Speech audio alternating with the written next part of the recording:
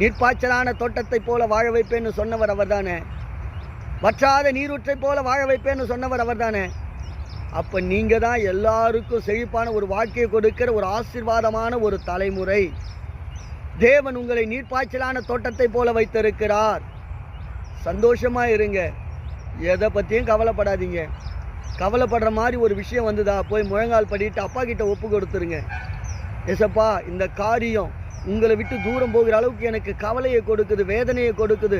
நான் துன்பத்தின் மேலே துன்பம் ஆடுகிற அளவுக்கு இது மேலே மேலே என்னை நெருக்கி கொண்டு இருக்கிறது. நாசரேயனாகிய இயேசுவின் நாமத்தில் என்னை கவலைக்குண்டாக்குகிற அந்தகாரத்தின் வல்லமையை விலகி போ.